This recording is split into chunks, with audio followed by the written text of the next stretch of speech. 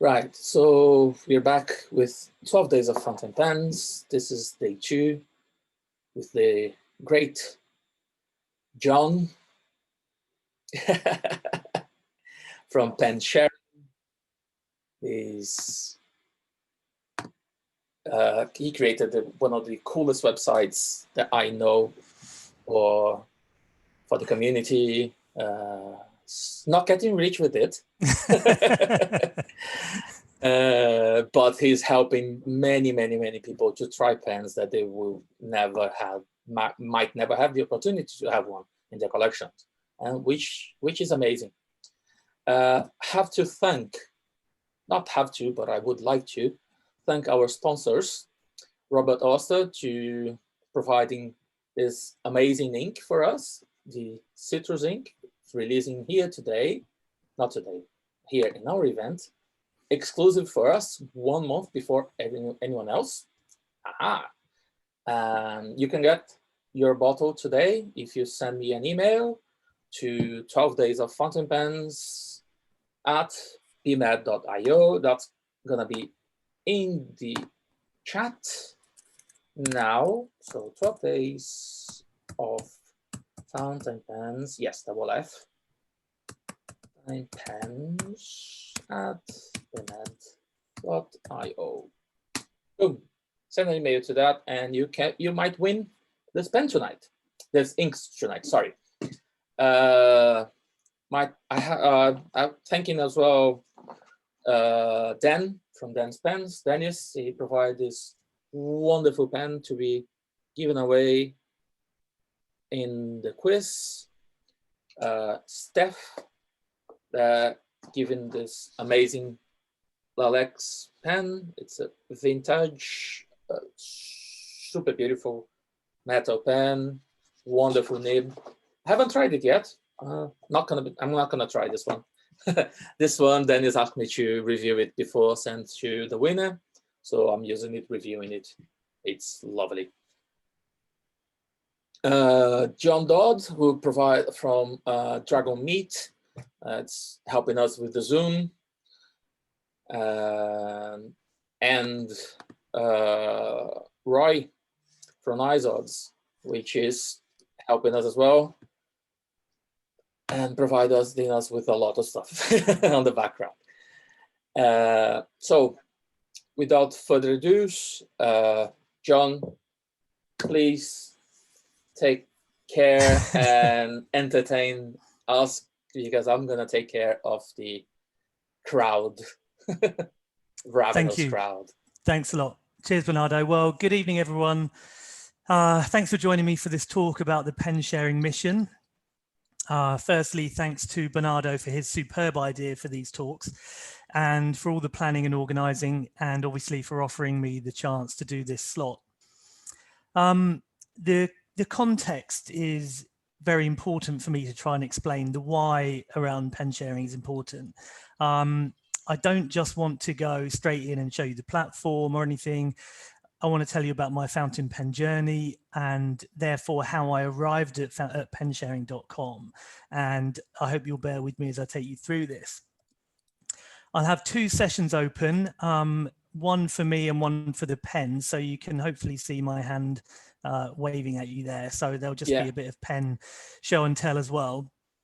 Cool. And I don't know how you're going to manage to switch to the other one. That's true. That's true. Maybe I'll sort of say that I'm sort of doing some pen stuff when I'm doing it. So I allowed you to unmute the other one as well. So if you unmute and start talking, it will change. Okay. Okay. Okay. Cool. So my session will take about 20 minutes, and it will go roughly something like this. So I'll do an intro and a build up. I'll talk about building trust. I'll talk about the benefits and risks of the service. I'll give you some stats about the service, and then finally we'll run through how it actually works. So for my intro, I mean, I'm nearly 50. I grew up in the 80s and I used a fountain pen at school. My parents actually bought me quite a nice one, actually. It was this Papermate GT. Again, I'm not sure whether you can see that. I'm not unmuted. Can you unmute my other session, Bernardo? No, you have to unmute yourself. Okay, then let me just see if I can do that. Sorry, that would. I can try pin your Yeah, video. that's fine. Yay, pinned you. And then when you finish that, I will unpin. Okay. Is that going to create an echo though? Yeah, there's some echo in there. Yeah, let me mute yourself. Okay. Actually.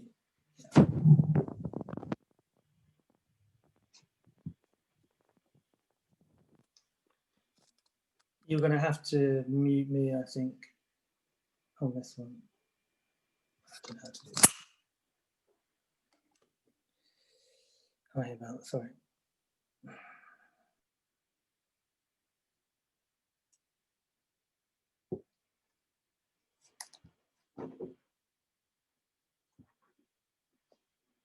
Oh, where's John?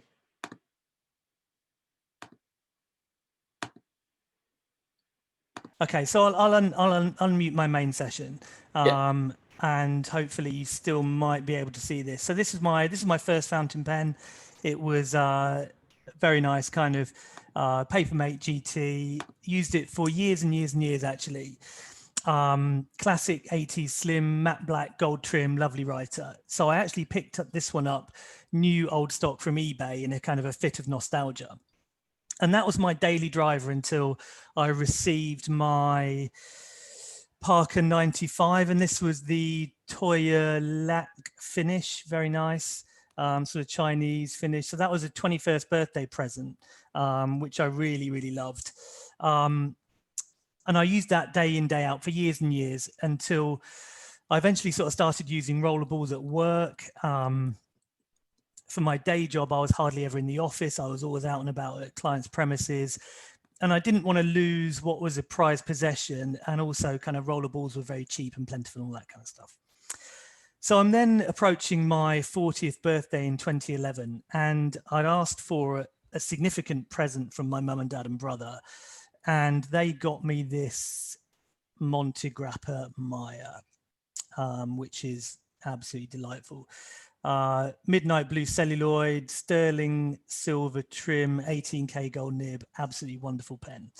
And as soon as I started using it, you know, I truly realized what I'd been missing.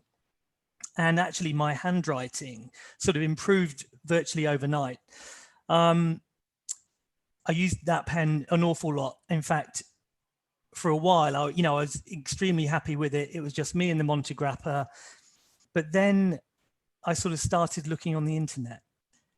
And then I discovered Dan Smith's FP Geeks website. I don't know whether you remember that one.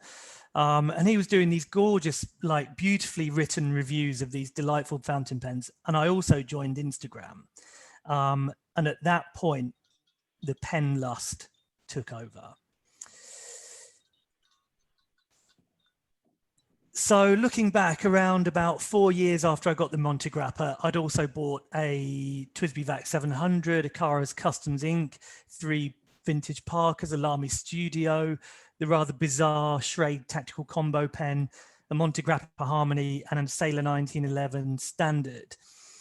And 2 things were clear to me. Firstly, I didn't particularly like the Sailor nib or the size of the pen. And secondly, oops, something's going on with your connection, mate.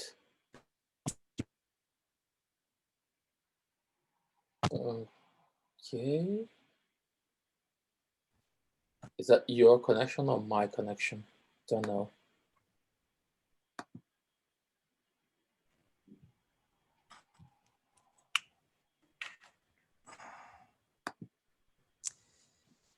Sorry, let me just see if I can. Oh, it was on your side. Okay. Yeah, can you unmute my oh, because I'm oh no, it's fine. I'm back. Yeah. Internet's terrible. Anyway, what I might do is actually just try and leave that session. Yep, leave that unmuted and speaker view will take care of it. Okay. So yeah, so I fell in love with the looks of the Lamy Studio. I might just use this camera instead. Okay. The looks of the Lamy Studio, but absolutely hated the chrome section.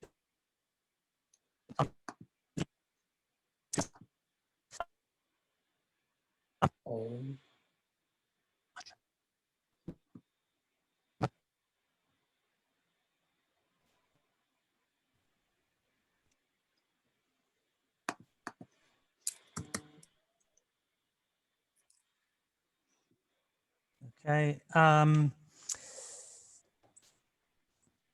You are back. Okay, that's good. So anyway, so I sort of didn't really like those two pens, so I just kept buying. I bought a TWSBI Echo, I bought a Namasu Nova, vintage Mont Blanc 22. But the thing is, even when I bought a winner, and the three I just mentioned are lovely, the new pen buzz wore off fairly quickly and the pen lust took over again. So I was thinking, look, about the pens I didn't like, there must be a way to try before you buy. And then also about the never-ending pen lust, there has got to be a way to satisfy it without sort of breaking the bank.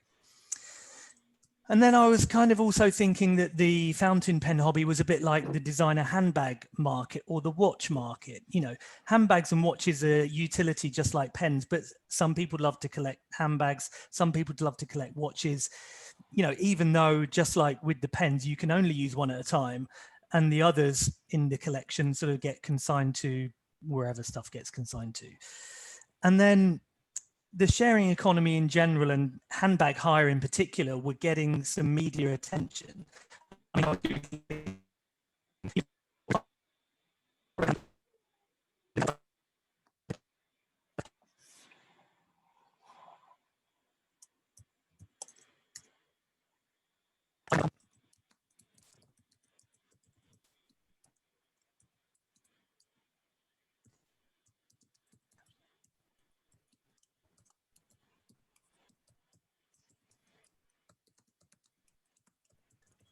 mean, am I still here? Cool.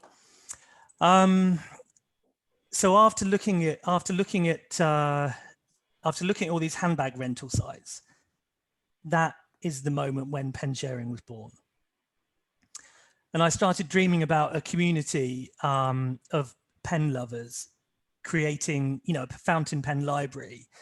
And so that, you know, if you do need to try before you buy, or if you do need your next pen fix, then you would just head to pensharing.com. And so I'll talk a bit about building trust. Just a minute, John, do you mind turning off your phone? Zoom is telling me that's eating your whole Wi-Fi.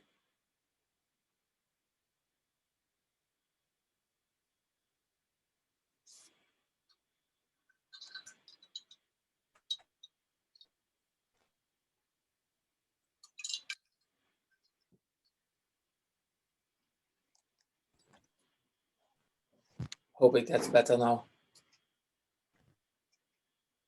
Yeah, or use the phone only. It's, you know, use one of the other. I tell you what, I'm just going to try and, I know, I'm just going to try and exit actually and use the phone instead, if that's all right. So I'm going to leave the meeting.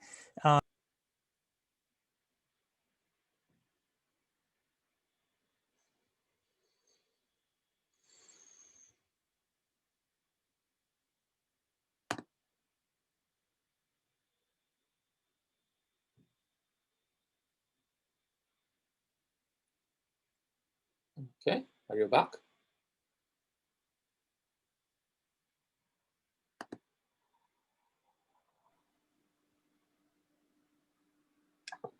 John?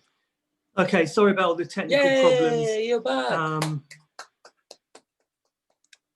Let me just see if I can raise my own volume there. Okay, how's that? Can you hear me okay? Yes. Excellent. So yeah, so I sort of, that was the intro. So I just want to go on to the building trust element. And I launched the service just over 2 years ago at the London Pen Show. And the essence of the service is that Yeah, let me see if I can turn that around. That's better. Yeah. The owners list their pens for hire for other pen lovers to hire, basically for a small fee, and pen sharing takes a commission. So one of the key issues is, as an owner, when I hire out a pen, how can I know that my pen is in safe hands? And the key ingredient of the service is that it's built on trust. So how exactly do you build trust? Well, firstly, the platform is built by a company who specialize in building marketplace websites. This is literally all that they do. The platform takes the payment, it differentiates between postage costs and hire fees, it deducts the pen sharing commission, and then it routes the 85% plus the shipping cost to the owner. And the platform takes care of all this absolutely beautifully. Secondly, the payments are handled by either Stripe or PayPal, and they've got a combined sort of market value of 160 billion. So, you've got seamless functionality, you've got full PCI compliance, you've got total peace of mind that these companies who are handling your payment are trustworthy. Thirdly, I always recommend to use Royal Mail for shipping, and insist on both parties using a fully insured, tracked or signed for service so that there is proof of delivery. Fourth, there is an excellent review system where both hirers and owners feed back to one another on the hire experience. So as an owner, before you accept a hire, you can look at the hirer's profile, look at their feedback, and then decide whether or not to accept the hire. And then lastly, of course, there's me. I run it. I'm just totally in the fountain pen community. Pens are my passion. So those are the 5 sort of ways that I've built trust around the platform. And I'll talk now about the benefits and the risks of the services. And actually, this is quite a long list. Firstly, talking about the benefits, the obvious one is try before you buy. You can make a purchasing decision with absolute confidence. Your minimum hire period is a week, which should be ample time to make a decision as to whether this is a pen for you. If you buy a pen without trying, for example, and don't like the pen once you've bought it, you can either try returning it to the retailer or you can sell it. And as sort of part of the prep for this talk, I was looking at the UK buy-sell trade group and looked at 15 recent sales and worked out that the average loss on sale is around about 30%. Whereas to hire the same pen and decide you don't like it will actually only cost you 5%. So that's 6 times less. Now, of course, I'm not anti-buying and selling in any way, because people buying pens and hiring them out is obviously what fuels the platform. But with buying and selling, you never kind of know the true cost until you obviously sell the pen. Whereas with pen sharing, you know the cost in advance. It's always going to be around about 5% of the pen. So that takes away kind of some of the uncertainty. And then, of course, once you have tried it and you've convinced yourself that you need this pen in your life, then I've secured some collaborations with some manufacturers. So Namisu, Osprey Pens in the US, Gazing Far via Petra, Scrittura Elegante, and most recently Leonardo. And with the first 3 I named, there's actually a 15% discount if you decide to buy after you've tried it. So that's extremely nice. You get some money off if you actually then decide to invest in the pen. Secondly, obviously you can try a pen which is no longer available. And one of my sort of key pens is this TWSBI Aurora. And I also have, for example, the TWSBI Sunset Orange, the Japan only one. And I've got a couple of the Delta Fantasia vintage pens in celluloid. So, that's only 25 of each pen ever made. Now, I myself have missed out on pens which I should have bought, and I did it and missed out. So, I'm talking about the Montegrappa Rosso Veneziano, which I coveted, dithered, lost out on, and I would love to try one. And if somebody would pen share one, then I would be delighted to try it. You've also got kind of pens which are very expensive. Now, I was lucky enough to win my Mont Blanc 149 Flex in the Apple Boom 20K giveaway, free fountain pen Friday. I mean, there's no way I could either afford or justify to spend about £800 on a pen. But what I would do is happily spend £20 to experience it for the week. And talking of sort of experiencing, you've got the sort of the experiences versus ownership issue. And there's quite a lot of research out there on the internet which shows that experiences sort of bring greater happiness or satisfaction than buying. And one interesting quote that I found said, we stop appreciating things to which we are constantly exposed. And it's the fleetingness of experiential purchases that endears them to us. So actually, having just sort of a week with a pen might actually be more sort of satisfying than actually owning. So that's an interesting take on it. From a practical point of view, I always provide some free ink with the hire. I mean, we've all got way too much ink. I've got like 100 inks or something. So they're all listed on my profile page. If the hirer wants to try a new ink, I always either fill the pen with that or provide a sample. If you're, for example, if you're a fountain pen blogger or a YouTuber, it's quite a nice way to actually get hold of a pen to review. If you want to easily increase your content, you can do that cost effectively without having to buy or sell or rely on kind of loaners or freebies from manufacturers or retailers. And then also as part of the hire, I always include a letter.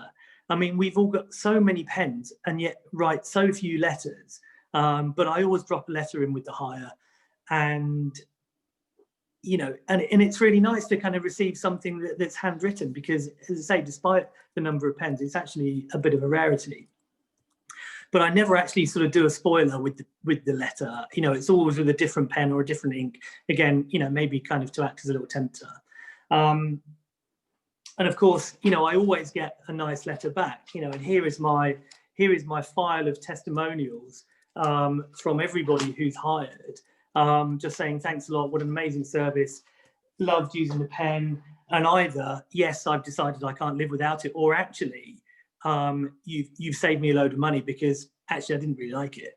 And then from an owner's point of view, what are the benefits? Well, of course, you can earn money from your collection of pens. I recommend around about 5% of the replacement value, give or take. Which means that if you do hire a pen enough times, the pen eventually will pay for itself. Or in reality, it means that the money you're earning from your hire fees can go towards funding new inks, paper, and of course, pens. And then, of course, what you would be doing would be to be helping others in the community. I mean, I'm not looking to pen sharing to be like a one-man show. I'm not Sarge, I'm not a one-man pen show. There's no way I could source all of the pens, do all of the logistics. So I see this as a real sort of long-term community project. We all have lots of pens which we could list for hire. And then, of course, how many Facebook posts have I seen? I mean, these are real-life examples from the Fountain Pen Network Facebook group recently. Does anyone have a Platinum 3776 UAF, and how does it compare to the Pilot Metropolitan? What do people think of the Lamy 2000? Recommendation for demonstrators. Can anyone share their experience of Yada lead? Opinions on Visconti Homo sapiens. Experience of Sailor King of Pen and the Nib and the Sailor 14K Zoom Nib. These are all questions that are being asked on another Fountain Pen Facebook group. And, these questions could easily be answered by actually sort of, borrowing the pen, hiring it through pen sharing. So. And then, of course, finally, the final benefit is that once you hire a pen to someone or from someone, you are sort of creating that bond of trust, and the trust, between hirer and owner is then created and you know that you can then freely hire out to the same person, or hire from the same person.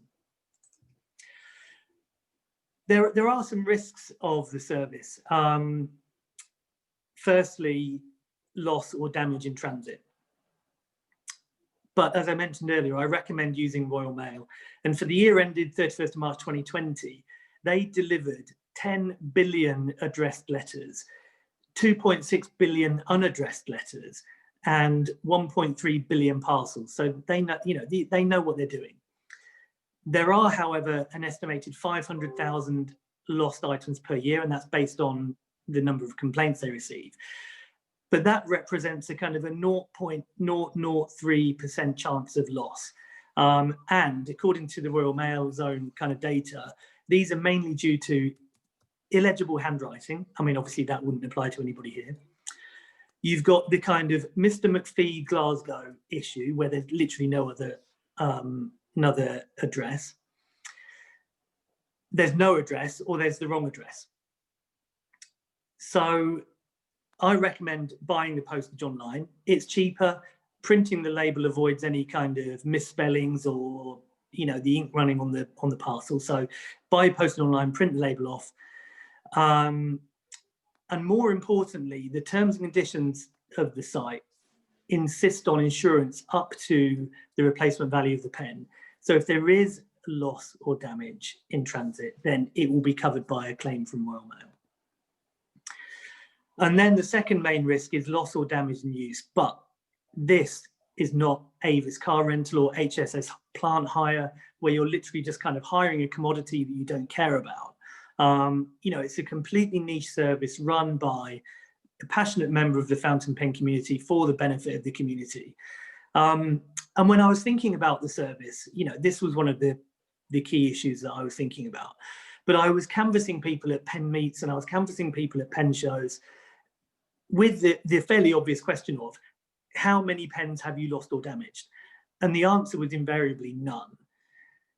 Because, fountain pen people take care of their prized possessions. And then, of course, at pen meets, I was witnessing people, sharing the pens amongst one another around the table, and just witnessing firsthand just how careful they are with other people's property. Of course, to minimize the risk of loss or damage, I do recommend using the pen exclusively at home for the duration of the hire. I mean, during these current times, obviously a lot of people have had to work from home, but pre-lockdown, I was in the office every day and I was using public transport. So, if you do, just keep it at home, basically. Don't take it to the office. Don't take it on public transport, because that just increases your risk of loss or damage. But now the point that I've really been waiting to get to is my absolute #1 myth buster. And that is, someone else using my pen will change the nib, which drives me absolutely mad. I mean, nibs are metal and metals are durable. I mean, it's been a long time since I did my chemistry O-level, but just look at, for example, jewelry and cutlery. Your wedding ring doesn't wear out after a week of wearing it, and your cutlery doesn't wear out after a few meals. And it's the same for your nib.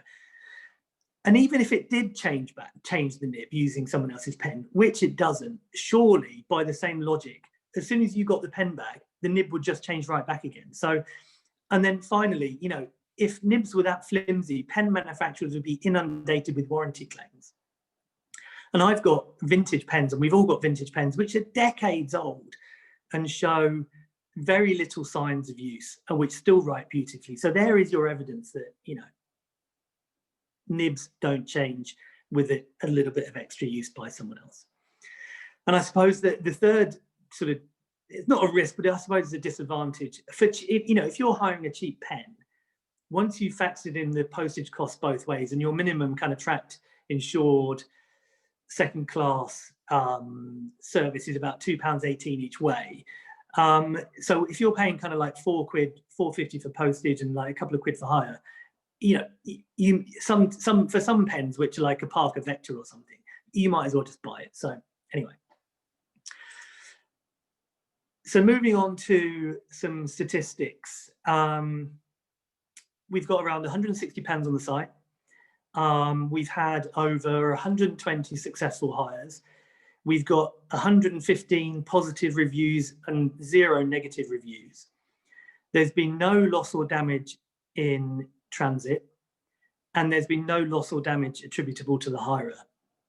So the service, you know, after a couple of years, the service really works. And whilst obviously nothing has gone wrong so far, those risks do remain. And to be, you know, completely honest, what I would say is, for owners, don't hire anything which is a very, very high sentimental value, or which can't be replaced. And that's why basically all of my pens are on the site, but not my 40th birthday Montegrappa Maya. But I did, and I do love that pen so much that I sort of had to buy myself a red one, just so I could put it on the site. Anyway. Now, in terms of postage, I have had a couple of delayed deliveries of Royal Mail. One first class signed for took 10 days to get to Scotland. And then the hirer mistakenly sent it back without any signed for service or without any tracking. And that took 8 days to come back. So that was pretty nerve-wracking. And there is also currently a pilot capless on hire at the moment, which still appears to be in the system after about a week. Now, obviously, we're coming up to Christmas. Volumes are higher. Things are probably going to take slightly longer. But if you do, you have to use a sign for or track service, and then, you know, with insurance, you know that if something does happen, you're covered. So how does it work? So, I mean, the process for listing a pen is that you would log in. There's a kind of a big blue button in the top right-hand corner, which is like plus post a new listing. You just complete the title, the price per week, and the shipping cost. To do the description, I just copy and paste a previous one and amend it. You know, include details about condition, dimensions, replacement cost, because we want to try and avoid disgruntled hirers saying the pen wasn't, you know, as it was described. You need to complete the country location, brand, pen price, pen type, nib material. And I always just remove my exact location. It's not important. To add the photos, what I actually do is log out of my kind of laptop, log in using the mobile service, and the mobile version of the site is actually really, really good. And then effectively just log in on my phone, edit the post on my phone, and then just kind of add the photos from the phone. And that is literally it. And you know, I'm not a professional photographer, but the things that I found which do work are, I sort of do 3 pictures, 1 capped, 1 uncapped, 1 nib close up. I do a landscape diagonal to make the most of the space. I use a cheap light box from eBay to get the best lighting. I use a cheap tripod to get a nice consistent angle if I'm doing lots of photos and lots of pens. I use a couple of props with a notebook and an ink bottle to add a bit of visual interest to the photo. And I sometimes add a writing sample if I've got one handy.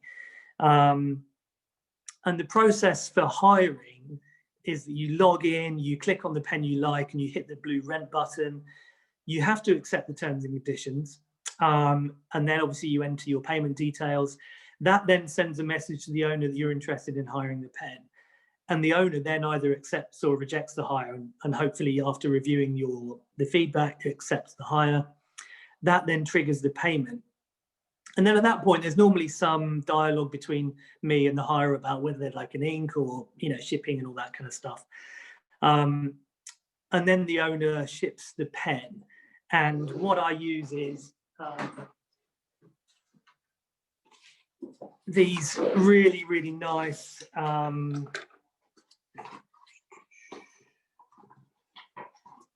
sorry, I realized I should have had this handy. This nice kind of cellophane box, which is, this is the packaging which is used in the mobile phone industry. And what it does is it keeps the pen totally secure under the cellophane wrapper. It's really easy to do up. It's classed as a large letter, so it's the sort of the cheapest postage cost, but it's really super secure. It's lovely. And then I also obviously always let the hirer know what the tracking number is or the postage number.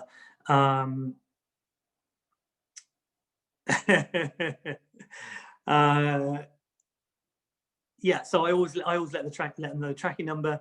When the hirer receives the pen, the hire starts, and then the hirer marks the order as complete. That releases the funds to the owner. The hirer then leaves the feedback, and you can either do that at the start of the hire when you receive it, or during the hire if you want to include some comments about the actual pen. The hirer ships the pen back at the end of the hire, and then the owner leaves the feedback to the hirer, and that is literally it. So I've kind of run over slightly because of the technical problems. Sorry about that. So hopefully, if we could sort of extend the session somewhat, so that we've got more time for questions. That's literally my kind of talk done, and I'm happy to sort of open the floor. Thanks, Bernardo. Thanks very much, John. First of all, I have to attest that it's a brilliant service, and I get very mad whenever you show me the Aurora, because that is a pen that I regret not getting it. I had the chance and I blew it. One day, that's my Grail pen. That's my holy Grail. Well, we are open for questions, and please don't forget to please don't forget to send me an email to 12daysoffontsandpens.bmad.io with the subject Rabbet author site citrus to have a chance to win the ink. I will be shipping the inks one this week, so yesterday, today, and tomorrow on Saturday morning, and after that only on the following Saturday. So please don't forget to send an email to 12. I'm going to post on chat again. 12 days of fountain pens at bmad.io. Boom. And raise your hand if you want to ask a question. I know that Phil Dart wants to, corroborate with the Royal Mail being bad. Not bad, because the Royal Mail is amazing, but sometimes it fails, and when it does, we can always claim, and it works. It really, really works, claiming your money if you insure your pen, of course. Exactly. Please insure your pen. Anything you send on these days need to be insured. I think Marina has her hand up, Bernardo, but she's kind of using a physical hand rather than the raise your hand thing.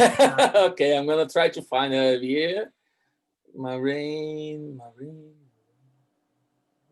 Oh, Jesus!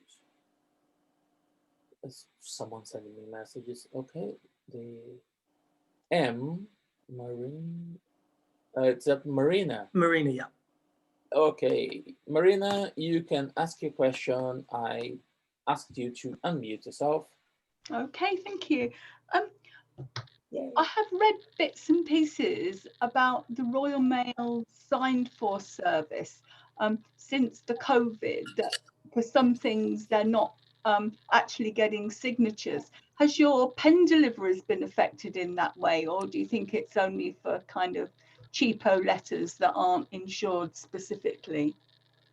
I mean, the good thing about the signed for service is that obviously when you use the Royal Mail track and trace website, you can obviously see who has signed for it and exactly when it was signed for. Now, again, I'm not familiar with everybody else's signature, but I know I've got a very well-known local postman, and what he normally does is signs for stuff on my behalf, right? Because he knows I'm in the house, basically. Yeah, right. So that's kind of how it works at the moment. Now, yes, I think with those extra COVID precautions, possibly they are signing, but what we always have with the signed for service is evidence of delivery. Right. And that is really the crucial thing. So because what we don't want is to ship a pen to someone without any kind of proof of delivery, and they claim that it never arrives, and then you're into a kind of a he said she said type situation. Yeah. So as long as there is a signature, it's all good. Okay, thank you. I think Jim was wanting to ask a question as well.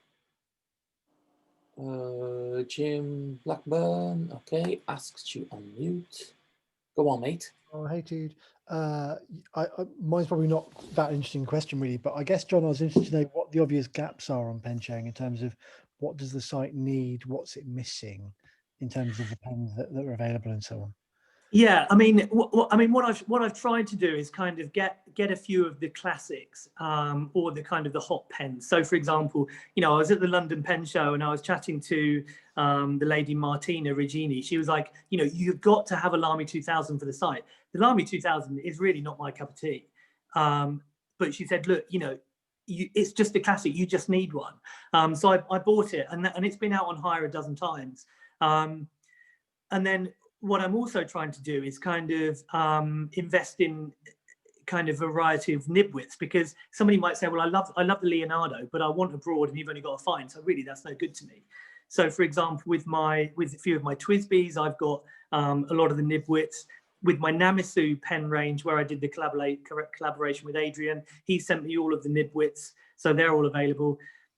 With my Pelican M205, again, I've got the full range there. So I mean, there are some really, really nice pens which, I think are missing, like Visconti Homo sapiens. I would love one of those for the site. There's, everything that you think. In fact, I haven't even got any Visconti at all. I haven't even got any Aurora, and I haven't got any Pinida. I love Italian pens. And so there are some big sort of brand gaps there. So yeah, I mean, those need filling, but it's like I said, it's not going to be the work of one man. There's no way I can sort of buy all of these pens. I buy what I like, and I put them up for hire. I also do have, like I said, I have an eye on what I think will be useful for the community.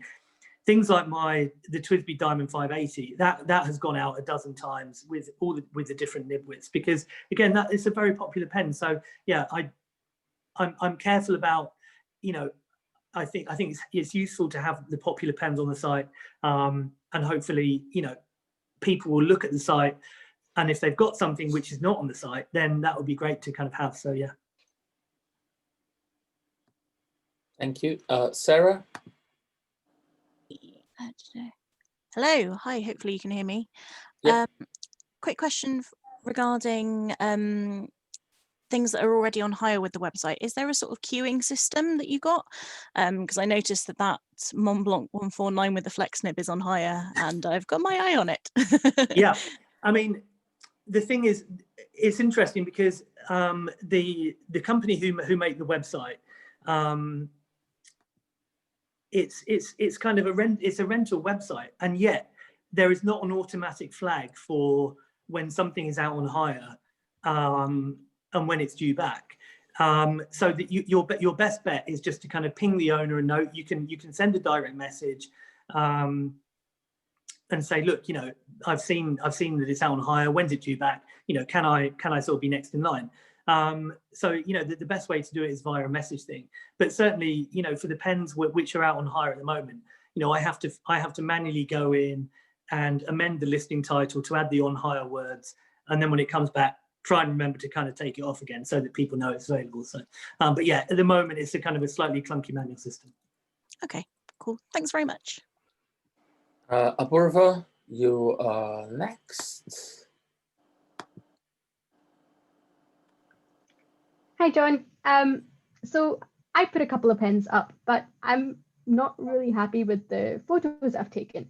And I would more than happy to put more photos up, but pens up, but I just feel like my photos won't be up to scratch. And I don't know, it may be a weird thing, but this is more of a suggestion. Would you be able to make like a blog post or something that shows tips and tricks of how to take good photos? Yeah, no problem. Because I would love to, and I'm not against it at all, and I love it. I'm personally lucky enough to be able to buy the pens that I want, but I understand that some people might want to borrow the ones I have, and I'm more than happy to let people borrow Fantastic. it. Yeah. But I don't know, maybe I'm just not comfortable enough to take the photos. I don't really have I have a good camera, I just don't know how to use it. Yeah, I mean, like I said, I mean, I think I mentioned in the talk, I mean, I got one of these kind of cheap light boxes from eBay. It was literally like £6. Yeah. It really illuminates a kind of a small space very well. you know, I will always use a diagonal shot because of the way the website is set up. But really, the light box, and I know you've obviously got a good tripod because I saw your setup the other night. Yeah. You know, the light box is going to be the best thing. Absolutely. Yeah. You know, once you put an object inside there and take a photo, you will be amazed at how much better quality it comes out. So yeah, in fact, if you sort of look at some of the earlier some of my earlier photos on the site, you know, the earlier pens at the bottom of the listing, you'll probably notice that they're basically done by using sort of a couple of whiteboards kind of propped up against each other with as much natural light as I could get. And so those are the ones which are not quite as good. But as soon as I started using the light box, you can tell it's just leaps and bounds. But yeah, I'm happy to send you a photo of my setup when I've got 5 minutes, no problem. Thank you. Right. There was another hand up. I don't remember who was. Oh, yes, Andrew, surely. So now if you turn on your camera, mate, please. Sorry, I don't have a camera on my actual computer, but my question is, do you think that in the future you would work closely with the actual manufacturers themselves with the idea of actually saying, look, I've got this really successful site for hiring out pens. I feel that this may be potentially beneficial to your actual business. Would you be interested in doing discounts on a certain amount of pens so that we've got more pen stocks and more nib options available for customers to hire out? Yeah, and exactly, and that's exactly what I've done with. I've got Namisu. So I mean, if you have a look at the site, you can see I've pretty much got the entire Namisu range with, of course, you know, all of the different nib widths as well, and they've offered a 15% discount. Not in conjunction with any of their other sales though. So in other words, if you're looking at a full price pen, then you'll be able to get the 15% discount. Similarly, Osprey pens in the US, I'm a huge fan of Osprey, not only because the pens are lovely and they offer kind of all these flex options, but just with all the CSR work they do to support, you know, the promoting of handwriting in schools. And again, you know, there is a 15% discount there. I've teamed up with Petra of Scrittura Elegante with the Gazing Far brand, and again, she sent me the two wooden Gazing Far pens, and there is a 15% discount on those if you want to buy after you've hired. And then finally, with Leonardo, Salvatore himself sent me 3 of the Grande pens, and again, you know, I'm hiring those out at sort of much less than the 5% of their replacement cost, because, you know, these were provided by Salvatore, and you know, and I'm just sort of doing it for the benefit of the community, and those have actually been really popular, and they've gone out kind of 3, 4, 5 times now. So yeah, so that's good. So yeah, my idea is that as well as the community, you know, building the inventory, that yes, you know, there will be tie-ups with manufacturers, and you know, and so far, you know, with the 3 or 4 that I've done, it's been amazing. So okay, that's absolutely fantastic. One last suggestion I have is that on the front page of your website, which is absolutely fantastic, it would be quite nice to have a section of new pens in, so you've got like a constant idea of what's actually coming into stock. Yeah. Well, I mean, everything that's new goes straight to the top of the homepage. So, you know, every time you look, if there's new stuff, you know, that will be there. They're not filed alphabetically; they're sort of filed as they appear. And then also, when you are a member of the service, you do get notified when there's new stock coming in. So there's kind of, you know, provided you're opted into the emails, you will be notified. You know, the email would typically say, here's some things which have happened over the last 7 days, and there'll be like 2 or 3 new pens, or here's something which, if there hasn't been a new pen for a while, kind of virtually 5 minutes after you've posted it, an email goes out to members. So yeah, it's, you know, the platform takes care of all of that. It takes care of the auto emails to members and stuff. So, you know, I'm not having to kind of do that sort of admin. You know, I'm kind of free to take care of the logistics and the sort of the inventory side. So, which is great. Okay, thank you ever so much.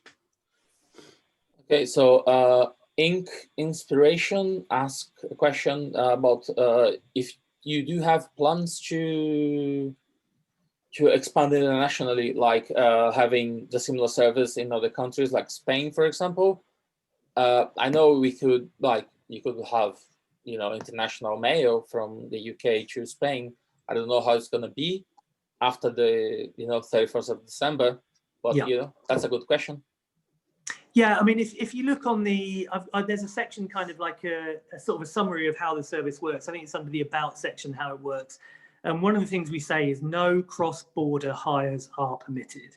And that is because, you know, the pen is like, if there's any kind of declaration of the value of the pen on the box, it's likely to get quarantined by customs. You're likely to have to pay some tax on it, and you're likely to have to pay some kind of, you know, Royal Mail or equivalent handling fee.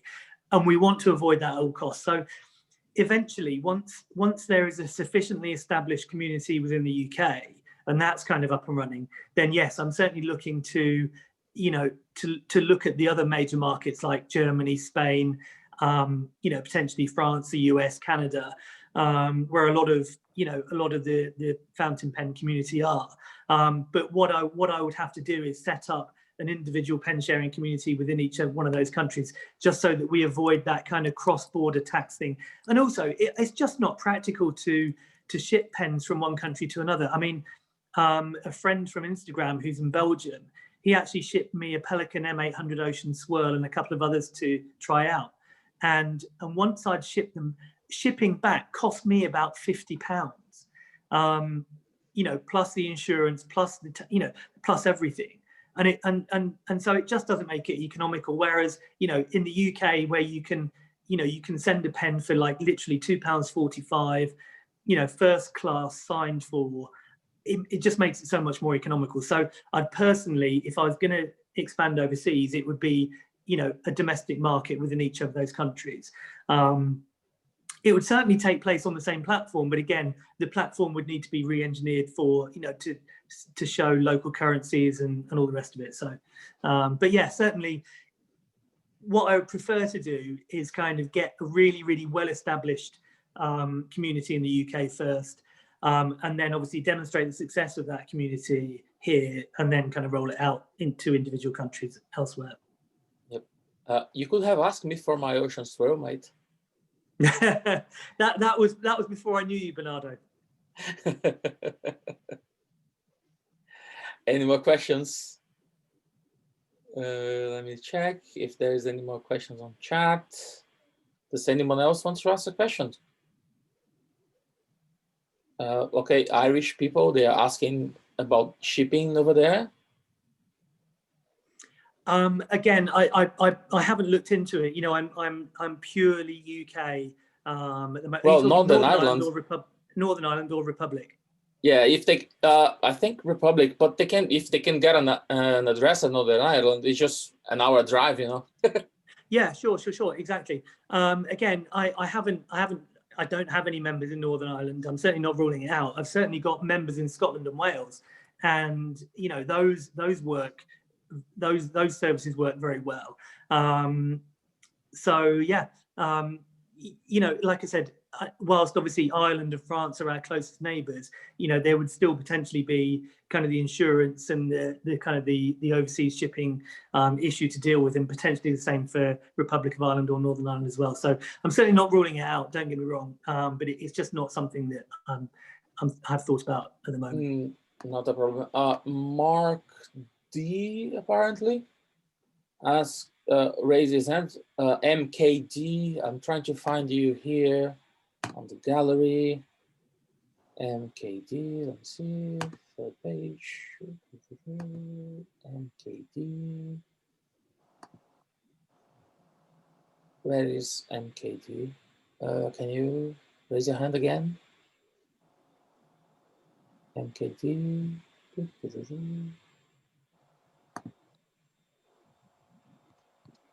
First screen, apparently. The first screen, okay. Oh, found you. Hey, sorry, mate. Go on. You can unmute yourself. There you go. Yay, brilliant. Hey, John, how's it going? Good, thanks. I have a question. Have you considered, or would you consider the option for people that are hiring out pens to also sell them? Because I was thinking it'd be fun if I rent a pen and I really like it, to have the option to keep it at a price that makes sense to somebody who wants to sell it, and the platform and all that. Yeah. Instead of, and maybe also with, if you're working with manufacturers, if you have a pen that's been hired out a bunch of times, maybe the discount can grow in a way that, you know, at one point, whoever is renting it can purchase it. Yeah, I mean, in terms of the manufacturer discount, that is kind of like you would send the pen back to me, and then I would give you the discount code, which you could then use on the Namisu website or the Osprey website. So you would be getting a brand new pen. You wouldn't be getting the pen that you've been using. But I mean, the thing is, there are so many buy and sell groups. So there's the Facebook buy, sell, trade. There's eBay. There's virtual pen show on Instagram and stuff. I thought I really don't want to specialize in pen sales. If people want to sell pens, then they can do that on a multitude of excellent platforms. But there is literally only one platform for hiring pens, you know, leaving feedback and kind of, you know, processing that whole kind of transaction. Because effectively it's quite a complex transaction in the fact that, you know, both owner and hirer have to sort of connect their finances to the platform, and then the platform kind of routes the payment between them. So whereas, for example, if you're buying a pen from the buy sell trade group, you kind of, you know, direct message the owner, say, I want this pen, you arrange the payment via PayPal, whatever. So that's fine. So I'm not ruling out the trade of pens, but lots of people do that way. Right. I mean, I was thinking of it might be a way to encourage people who want to sell a pen, not necessarily with any urgency, to just list it instead and have a bunch of people try it out, and then eventually somebody buys it. Yeah. And so another question related to that is, would you consider taking pens sort of as consignment, so that you're the one dealing with the logistics of a pen that maybe I'm not using and I don't plan to use for a few months? Yes, and, you know? and actually, I did that for a guy. I met this chap at the London Pen Show, Tom Black. He's the guy who does all of the social media for Right Here, Right Now. You know, Right Here Limited. And he said, look, I've got a Mont Blanc 146 and I've got a Right Here Scribo that I just don't use. Would you mind taking care of them for me? I'm like, yeah, of course I will. You know, so I actually, and this was in the fairly early days of the service actually, and neither of them went out on hire, which is a real shame. And he asked for them back, which is totally fine. But yeah, he said, look, I just can't be bothered to deal with the logistics. You just do it for me. And we'll, you know, and you can just kind of sort me out with the payment. I'm like, yeah, no problem. I'll do it because I love doing it. You know, it's just great. So yes, I'm happy to do that for people. And I've had people who've donated pens to me. Yeah. They said, look, you know, here's a pen for the pen sharing mission, which is amazing. And funnily enough, I spoke to one quite well-known person in the community and said, look, you know, if you've got pens for sale, why not let people try them first? And he was like, look, I just really need to kind of get shot of these because I need to finance the next purchase, which is fine. So in other words, I think when somebody is considering selling something, they're doing so with a sort of a fairly quick timescale in mind, if you know what I mean, to release that cash to move on to the next thing. However, you know, if people did want to say, look, you know, this pen is potentially for sale, you can try it before you buy it, and then we'll work something out afterwards. I'd be totally happy with that, and I'd even be happy for that to take place off platform. You know, I'm not fussed about commission on sales and all that kind of stuff. You know, as long as the owner and the hirer and the owner and or potential buyer are happy, then you know I'm happy basically. Right. So okay, just remembering everyone, if you haven't sent me an email to the email that I posted on the chat, you have 2 minutes, just the time for Gary to ask his question. You get answered, and John is gonna tell you guys who won the pen. So the inks, sorry, I'm with pens in the head because it's pen sharing, pen. Who doesn't love pens? How am I going to know that, Bernardo? What? I'm going to message you on excellent. Facebook. And also, Bernardo, sorry, Phil Dart is saying, do you want to unmute me, Bernardo? No. After no, Phil wants to ask a question. Yes, but Gary wants to ask a question as well. Mr. Dapperman, go on. Yeah, cheers for that, John. It was just following on from Mark D's comments, because you've inferred people could list pens on your site and then look to try and sell them through that. Is it worth you, from your perspective as a site owner, putting something down actually in your T's and C's, partly to protect yourself? So saying the site has no objection if it's used as a medium to actually sell pens through, having tried. However, it's not the purpose of the site, and the site takes no responsibility for any sales which actually go through the sharing business. Is it worth you considering doing that to, A, it would allow, so like myself, Mark D, or someone else to actually do that, but B, it would also protect you as well? Yeah, I think that'd be really handy. Yeah. Excellent. Thanks. That's Phil, really good. Phil, I'm going to pass to Phil Dart. Let me find him. Okay, Phil, there you go. Go on, Phil. You can talk, and I'm going to send John the winners of today. Well, I just wanted to say a few words really in support of what you were saying, John, about Royal Mail, because it seems to me that if you're a small user of Royal Mail, which most private individuals are going to be, and you have a problem with it, you're going to get a bad impression of Royal Mail. My company sends out, I don't know how many parcels we send out a year, thousands and thousands and thousands. And within the UK, Royal Mail is our preferred carrier if it's under a certain weight, which most of them are. There is, obviously there's merit in having parcels tracked and signed, because not only have you got proof of receipt, although at the moment it's the postie that makes this little signature instead of the recipient, but nonetheless there is this proof of receipt. But actually, more importantly than that, there is this, the operatives that handle that parcel along the way are aware that parcel is being monitored. Whereas if there's no tracking on it, such as the tracking is with Royal Mail, it's easy just to chuck that in a corner if you can't be bothered with it. The second thing is that that we have found, well, this year particularly, with all the problems that this year has brought, second-class mail, be it tracked or not, has very much been treated second class. They'll worry about that when they've got time, because they're short-staffed. It passes through various centres. They're going to worry about the first-class mail as a priority. The second-class mail is going to get put at the end of the bench, and they'll deal with that if and when they can be bothered. So second-class mail is very, very second-class at the moment. Excuse me.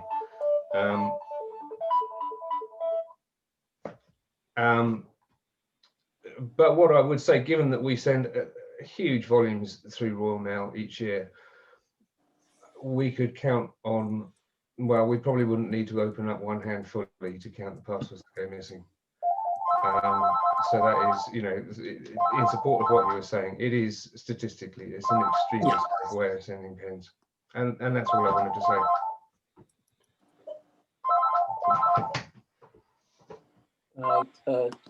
So thanks, Phil. Thanks for that. Okay.